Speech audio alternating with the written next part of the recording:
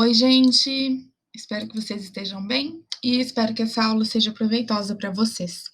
Como eu falei na aula de Barroco, a gente está estruturando o conhecimento para ver a arte aqui no Brasil e hoje não vai ser diferente com o neoclassicismo. A gente precisa de um embasamento, então essa aula vai ser bem breve, eu espero, né? E mais voltado já pensando no que a gente vai estudar na arte brasileira. E aí, é claro, a gente não vai estudar somente por conta do Enem, né, gente? A gente precisa estudar porque é um patrimônio nosso e a gente precisa ter conhecimento disso para poder valorizar e defender, né? Pedir para as autoridades, os representantes políticos que possam tomar medidas que possam preservar os nossos patrimônios. Então, vamos dar início.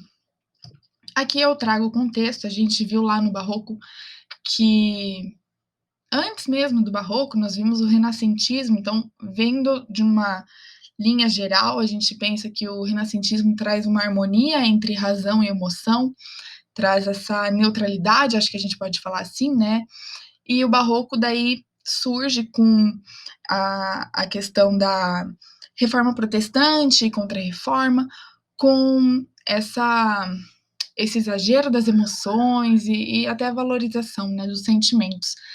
E daí, já pensando nessa evolução, porque é um período muito longo, o Barroco, como eu tinha comentado com vocês, a gente vai ver as monarquias absolutistas, o crescimento da nobreza e, de certa forma, um afastamento da burguesia, porque o poder já não está com eles, né? E aí o neoclassicismo vem no final do século XVIII ali, ele existe uma mistura de barroco e neoclássico até, e aí a gente percebe essa formação do neoclássico no final do século XVIII como reação ao barroco. Então, se no momento nós tínhamos uma neutralidade, depois nós temos um exagero nas emoções e agora nós temos uma supervalorização da racionalidade. Né, o classicismo ele tem esse nome porque ele quer retomar o clássico, ele quer trazer de volta tudo que é pensado conforme técnicas e cálculos. Então, isso vai determinar muito a forma que essa estética é colocada para a gente. E aí, como eu falei para vocês, no Barroco a gente tem, então, as monarquias absolutistas, só que aqui no neoclássico a gente percebe que elas já se esvaziaram e as revoluções, né? Então aqui a gente pensa então na Revolução Francesa como ápice disso tudo, mas a gente não pode ignorar a Revolução Inglesa lá antes e independência dos Estados Unidos e até a Revolução Industrial, que já começa a mudar as formas de pensamento, a economia e dá espaço para a burguesia, que é quem toma as rédeas dessas revoluções. Então, o neoclássico ele traz de volta essa burguesia fortalecida, renovada e, e sem dúvida vai retratar essas cenas é, durante o período. É interessante pensar que depois dessas revoluções nós temos novas formas de governo e o destaque para isso tudo, sem dúvida, é Napoleão Bonaparte. Então, depois da Revolução Francesa, nós temos o período napoleônico, a era napoleônica, que vem com essa união da burguesia, juntamente com esse poderio militar que Napoleão transmite tão fortemente. E aí a gente vai entender essa construção da imagem dele aqui também no neoclássico. Então, assim, é um período breve aqui, mas de extrema importância para a gente perceber os reflexos que trazem aqui para o Brasil, tá bom, gente? E aí trago então as características gerais. Se a gente está pensando numa retomada do clássico, é óbvio que a gente vai voltar lá na arte greco-romana, que eu sempre comento com vocês, e a gente vai voltar também no renascentismo, porque o renascentismo tem toda a questão, não só da retomada da antiguidade clássica, como também eles trazem maior estudo, né, da, da imagem e da composição das obras. Então, eles vão beber dessas duas fontes e vão aumentar a rigorosidade nisso. Então, a gente começa a pensar, então, numa austeridade, né?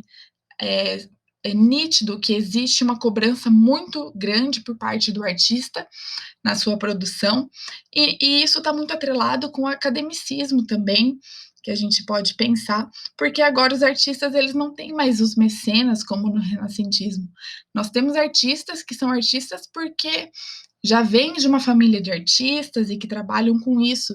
Nós temos a criação das academias de belas artes, espaços específicos para esse estudo, e são espaços agora de renome, diferente de antes, né? E aí, é claro que as obras elas vão exprimir muito sobre essa mudança, né, na política, mudança social que acontece, pensando aí nos ideais iluministas, pensando nos princípios de igualdade, liberdade e fraternidade que a Revolução Francesa coloca. Então, as virtudes cívicas elas são muito exaltadas no momento. Então, a questão da honestidade, a questão do dever e isso tudo vai contribuir para construir imagens é, de políticos e burgueses da época. Gosto de pensar também que, da mesma forma que nós temos o neoclassicismo aqui, nós também temos na literatura, a gente sempre caminha junto ali, né? Só que existe uma diferença que, por mais que seja o mesmo período e se refira às mesmas coisas, o neoclássico na literatura, que também é conhecido como arcadismo, vai falar sobre temas mais bucólicos, voltados para a Arcádia, um lugar de contemplação que é colocado na Grécia. E aí a gente não vai perceber muito dessa temática aqui nas artes plásticas, tá bom? Então, vamos começar pela arquitetura, bem breve. A gente vai, então, mais uma vez, trazer os mesmos conceitos. A gente vai ter coluna, arco, frontão triangular, retangular, uso de cúpula. E isso vai estar daí não só nas igrejas, então, nos templos, né? Mas também vai estar em construções civis. E eu acho muito interessante a gente pensar que agora nós temos construções, obras de caráter monumental, nós temos monumentos, nós temos espaços de contemplação, como os museus, e, e essa construção ela é muito sólida. Ela transmite essa sensação de solidez, de rigidez e de atemporalidade, acho que a gente pode pensar também. Então, trouxe aqui algumas imagens. Essa é uma igreja católica, pessoal. E vejam como ela se difere dos padrões até então, porque é essa supervalorização do greco-romano que coloca uma igreja católica nos conformes de um templo da mitologia, né? Então, essa retomada é uma retomada muito forte, muito severa. Percebam as colunas, o frontão, as esculturas colocadas no frontão também. E, e isso é o mais interessante, porque os tamanhos eles se tornam até maiores, eu acho que a gente pode pensar nisso.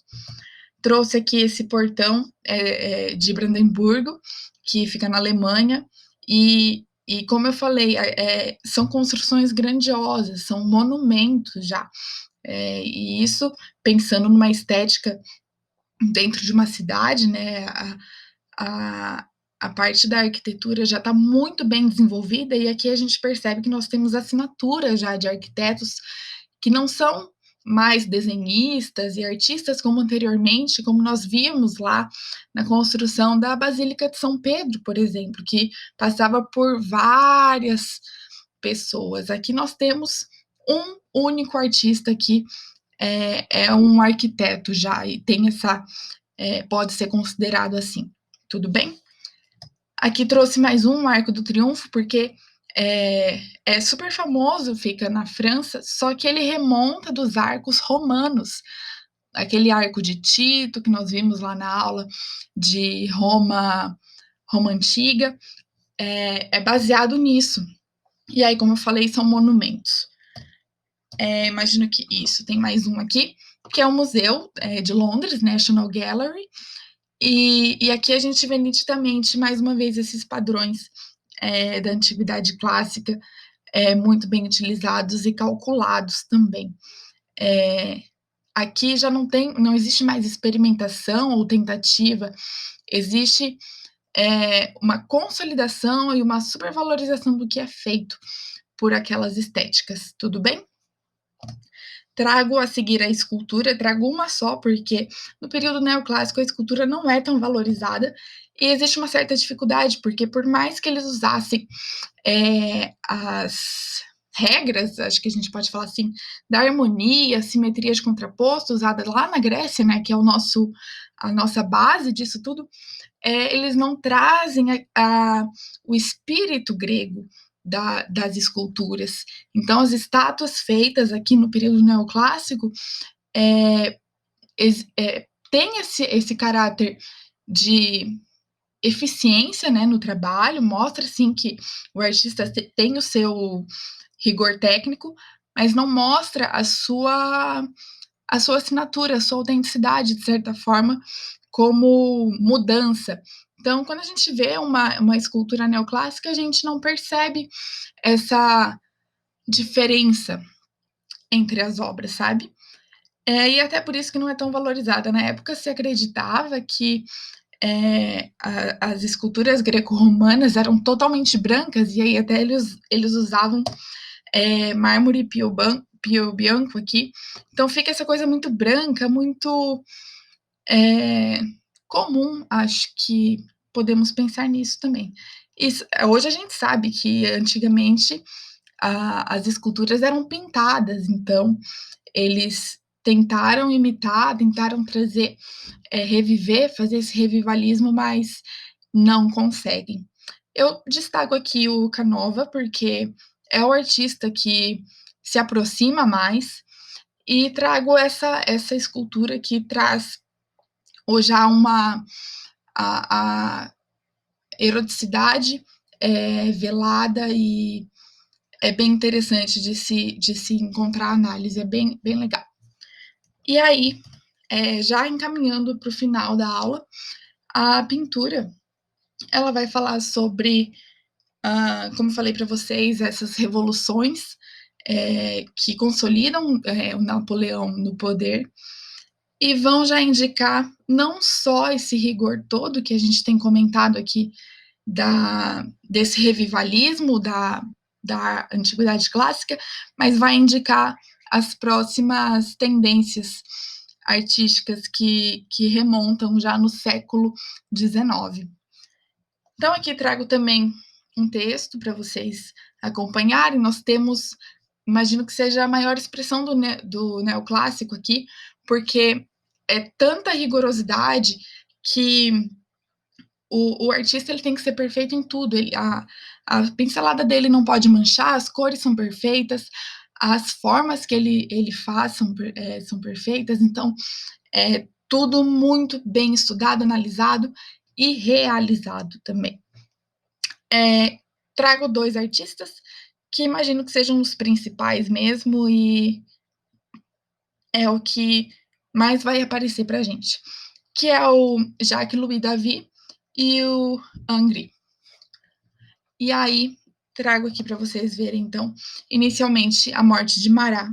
Marat ou Marat, tanto faz, que fala justamente, Marat, ele era um revolucionário, e ele fazia listas com nomes de pessoas que deveriam ir para guilhotina.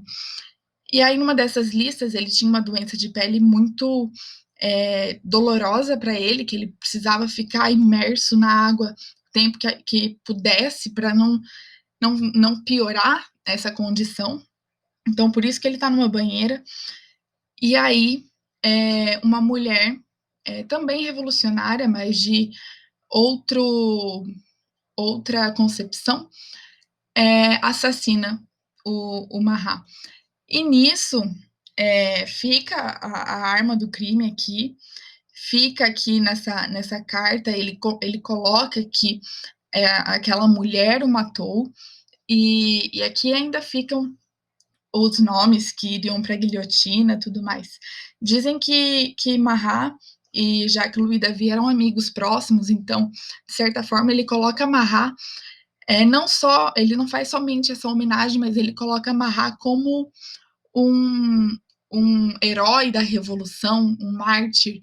Então, isso tem um caráter simbólico muito forte para o momento, porque nós estamos falando aí de não faz nem 5 anos da Revolução Francesa. A Revolução Francesa é em 1789 e aqui nós estamos em 93, um período muito curto.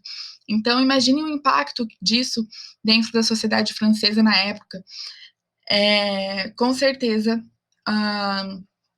existiu muita idealização dessa situação. E aí trago, pensando então, nós estamos aqui na Revolução Francesa, né? Logo a seguida, a gente traz a Era Napoleônica. E Napoleão, ele não é de modos, né? Ele mesmo se coroa e logo em seguida coroa a Josefina. E aqui eu gosto de pensar que essa obra é uma obra muito grande e é uma obra de caráter épico, porque se a gente for ver o tamanho, são 6 metros por quase 10. E aí eu trouxe uma imagem para a gente comparar o tamanho, ter um pouco mais de noção e percebam que ele realiza isso. Uma obra, é um retrato de época, então nós estamos falando de uma cena que aconteceu, são pessoas que estavam ali de verdade, e Jacques Louis David tem uma técnica tão boa, e ele consegue capturar essa cena tão rapidamente, que dificilmente outro artista de qualquer outra época teria essa facilidade de fazer. Gosto de pensar no detalhamento, como sempre falo para vocês, então trago também aqui o Napoleão e a Josefina.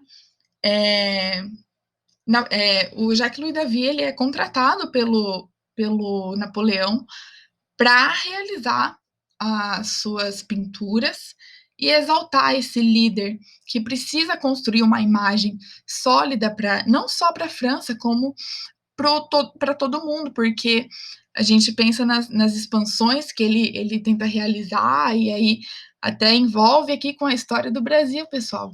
Se a gente for pensar na questão da vinda da família real portuguesa para o Brasil, está envolvida com o embargo que o Napoleão faz à Inglaterra, parceira econômica de Portugal. Então, é por isso que a gente precisa ver essa construção aqui no neoclássico da imagem de Napoleão, porque isso vai refletir diretamente aqui no nosso Brasil.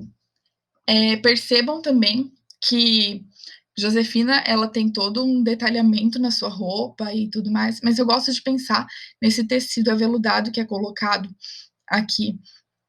Então, e pensar na técnica que Jacques Louis David precisa para realizar tudo isso. E não só o tecido, claro, a gente tem que pensar em todo esse douramento que existe, no brilho das pedras que ela usa. São técnicas muito rigorosas que não é qualquer um que faz. E se ele faz é porque ele tem plena consciência da sua capacidade. Trago mais uma do Jacques Louis David, dessa construção de imagem que ele precisa fazer do Napoleão. E aí eu gosto já de pensar que essa imagem que é construída, então vejam bem que existe toda uma idealização de quem é esse líder, e isso já vai para uma tendência romântica, porque se nós idealizamos imagens e caráter, provavelmente a gente vai romantizá-lo, né? Então, isso tudo tende muito ao romantismo, que é a próxima tendência. E ali já a gente já pensa aqui no século XIX, nós estamos no início do século XIX, então isso tudo vai acontecer muito próximo, momentos até mesmo simultâneos. Aqui a gente então tem Napoleão, o título da obra diz Napoleão cruzando os Alpes, o que é algo um tanto heróico, sabe? Esse manto vermelho dele, hoje pensando, a gente remonta muito ao super-homem, né? Por que não ser uma capa de um herói, de um filme da Marvel, quem sabe? E a dificuldade, né? Napoleão, essa construção dele é tão forte de que, nossa, Napoleão, ele é um cara tão poderoso que ele é capaz de ir aos Alpes com um cavalo no gelo, pensem bem, gente, e ainda empinar o cavalo. Então, assim, do que esse homem é capaz, né? E aí, além dessa construção do, do Jacques-Louis David, a gente pensa também no Angry. Ele, essas obras eu trouxe, é a arte sacra, mas eu trouxe porque são obras que são do MASP, Museu de Arte de São Paulo, e acho muito interessante porque essa obra especificamente, o Cristo Abençoador, é uma obra que virou meme na internet, e aí a gente pode discutir e pensar sobre o conceito do que é arte, né, realmente. Hoje, nesse mundo que a informação corre tão rápida e existe tanta coisa e tanta imagem, tanta construção de imagem, pensando em montagens e Photoshop e manipulação disso tudo, né, nas mídias e veículos de imprensa, por exemplo, a gente precisa conseguir delinear o que realmente está inserido no conceito de arte, o que não é, o que o quanto disso tudo, essa modernidade líquida, vamos pensar aí já em filósofos, né? Quanto disso contribui para a construção da arte contemporânea. Então, trago aqui o meme para vocês. Eu tenho a figurinha do Cristo Abençoador, vou mandar no WhatsApp para vocês. Acho muito legal. Mas aí, voltando ao assunto aqui, né, gente? Não é só, então, Jacques-Louis David que faz essa construção da imagem do Napoleão. O Angry também ele consegue fazer, e então a gente sempre vai associar muito cores que anteriormente eram usadas, por exemplo, para nobreza, como o vermelho, o roxo, elas estarão presentes aqui nessa construção de imagem, porque Napoleão, mesmo não sendo um nobre, ele tem o poder em suas mãos e ele constitui a sua imagem como o mesmo poder que, em certo momento, existiu. Gosto de pensar quando a gente fala do Angry, não somente nessa construção, mas também por ele ser um pouco mais à frente do Jacques-Louis David. Jacques-Louis David foi mestre do Angry. Ele já traz, então, essas banhistas, é uma série de banhistas, e aqui a gente já começa a pensar, então, no feminino, mais uma vez. A gente sabe que, por mais que exista um estudo e toda a técnica que ele usa, a gente sabe por estudos atuais que ele coloca mais vértebras do que a coluna humana realmente tem. E isso tudo é muito dado ao orientalismo. Nessa época, estava em alta pensar na Turquia e na, na, no exótico, como é pensado na época. Então, não só a Turquia é pensado como exótico, como o Brasil também tem, eles também têm essa visão do Brasil como um lugar do paraíso na Terra, né? Então, trazem toda essa taxação em cima da nossa população nativa e isso traz, hoje, reverbera isso muito fortemente de forma negativa, né, gente. Então, a gente começa a ver isso tudo a partir daqui do neoclássico, mas isso vai estar muito forte lá no romantismo também. Então, trouxe aqui para vocês verem, o Angry, ele faz uma cor de pele muito bem feita, como eu falei para vocês, eles têm domínio de técnica, eles sabem o que fazem, e, e são obras muito bem feitas.